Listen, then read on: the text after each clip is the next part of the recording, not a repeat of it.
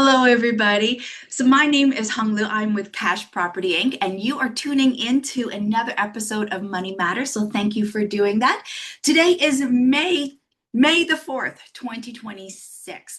So as you can imagine, we're getting right into the summer. So last week we had a great event, and I just want to bring it up because it was a sold out event. And so that was super awesome. So, the event last week, if you are interested in attending similar events like this, okay, this was specifically around leveraging eightplexes in Edmonton. Sold out audience crowd. So it was fantastic. Myself, Mark, and Tommy at the Wealth Development Network presented on our specific projects, talking about our infill, some of the challenges that we saw with raising capital, the financing, the scheduling, all of that stuff. We talked about it there. So if you are interested in getting the recording because you missed the session, please reach out to me and I will make sure that you get a copy of the recording. Okay, which is why I'm sharing this. And also because if you are in the Vancouver area and you want to network with us, this is a great place to come in our future sessions to be able to connect with like-minded investors on projects like these. All right, so for today's episode of Money Matters, we're going to talk about an interesting way to leverage Netflix. I am not a big movie or TV fan, but Netflix, there's a way to make money by watching Netflix, okay? And the way to make money off of Netflix is not just buying the stocks, but it's to watch certain programs on Netflix around money. There's so many amazing programs on Netflix, okay? And this is one of the great things that I'm doing with my kid because he loves watching TV. And so we'll actually go on Netflix and I'll be, hey, you know what? If we're going to watch TV, we're going to watch something about money. Okay. It's going to benefit us in the long term, not just wasting time. So if you are watching these episodes, thank you for doing that.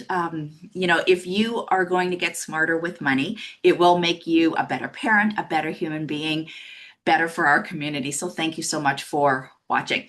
All right, so let's get into this. Let me show you the, oh, okay. So let me show you what I'm talking about when I'm talking about the Netflix program. Okay, so on the screen, you'll see the Netflix. This is the one program that I've been watching with my kid. It's a 5 episode documentary. Like it's based on the US, which is fine. Like, you can extrapolate the information that you want. They're about 30 minutes a piece. Okay. So it's not a huge time commitment. Make some popcorn, get the kids, sit down and watch this, and you'll actually be very amazed at what they will learn and what you will learn. It's actually amazing because I watched it with him and I'm like, oh, I didn't know that. And I actually know quite a bit about money. And I actually learned a few things from this 5-part episode. Okay, so in the first one, it is about get rich quick. And of course, being investors, we're always looking at ways to leverage and get rich faster. So this one specifically was talking about the Ponzi schemes and schemes or programs out there that people will promote to you to get you to buy into it so that you could get rich. Okay. So to me, this one was really interesting because it was around building the trust of where you put your money. And this has been a huge thing the last couple of years with a lot of the real estate programs not working out. Okay, part 2 is on credit cards. And this was really interesting because my kid's, he's going to be 13, getting into the age where he's going to need a credit card and he's going to need to build up his credit score. And so having him hear about how credit cards can be a bad thing was really interesting, having him hear it from somebody else, not just from his mother, who's amazing with money. Okay, so the credit card was a great thing to do because it's not just about consumer debt, it's about leveraging. And I use a ton of credit cards to leverage, paying off corporations and getting free trips. There's the credit card churning option, right? Free flights, free meals, free gas. So there's ways to use credit cards that could actually be in your benefit.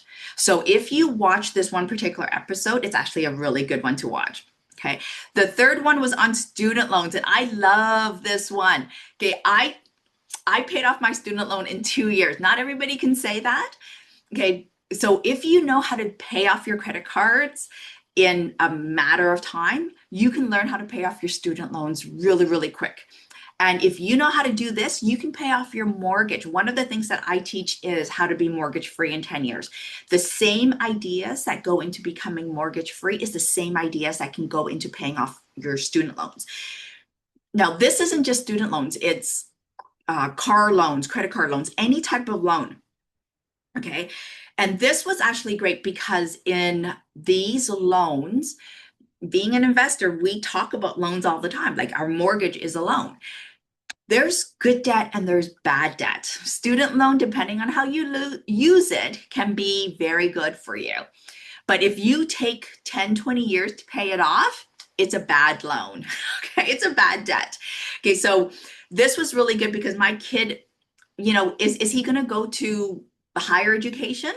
Probably, but not like a PhD master level, but probably trade school. And having him understand how student loans, if it's going to take you, 5 to 10 years to get a master's or a doctor degree, it might not be worth it, especially if it's going to take you 20 years to pay it off, right? You can just go get a like trade school or go and create your own business and not have this crazy student loan burden for the rest of your life. Okay, so the fourth episode series is on gambling. And this was actually really interesting because I'm getting into stock trading quite heavily.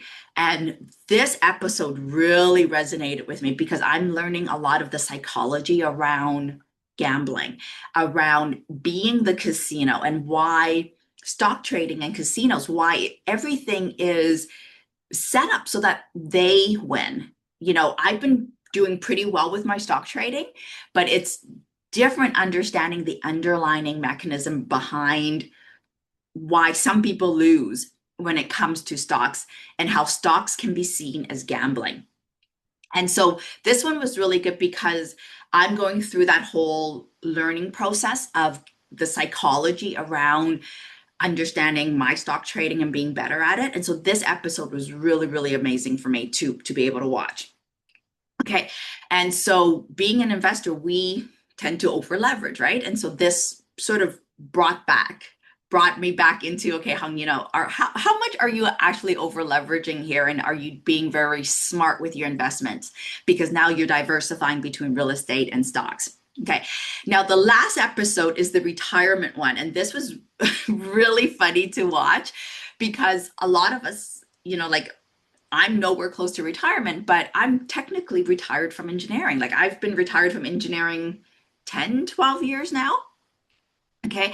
And part of that retirement was, part of the reason why I decided to retire from engineering was because I wanted to make sure that I had the financial independence to be able to retire whenever I wanted, to be able to do what I want, when I want, with who I want. And then to set it up so that my kids and the next generations have that financial freedom. Okay, so this was really interesting because there's a lot of people that I work with that are like, Hong, how am I going to get $1 million to retire? Like, I just can't do that. Right. And a lot of it is around just where are you getting your cash flow? Where are you spending your money? Where are your expenses? Okay, so these 5 episodes were really amazing to watch. And especially if you're already watching TV and hanging out, why not leverage your time a little bit better? So all of these episodes talked about money, but it wasn't just about money. It's about how our behavior is around money. It's the conversations that we have around money. And so I just want to bring it up that, whatever you're spending your money on, also your time, if you can be very intentional about it, you will be able to get your money under control. A lot of us know what to do around money. Okay. That's what was really interesting about all these episodes is that once you know what to do, you know it. Like a lot of the people I coach around money mindset, they know what to do. But what's holding them back is the fear, the avoidance, the identity that they have around money, around what they are as a human being. And so it's the huge money story around that. Okay, so I just want to bring this episode up because if you are going to be spending time with TV, use Netflix, leverage Netflix here, okay? So this is how you can get smarter about money using Netflix. Thank you so very much for watching. I hope you enjoyed this episode. Um, as I was trying to put this episode together, I was watching, one of these episodes with my kid. I'm like, yeah, this would be a great topic to share with everybody.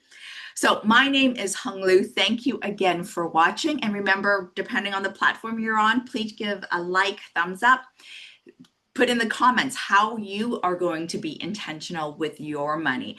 And tell me, which of these episodes did you like the most? Have a wonderful week, everybody.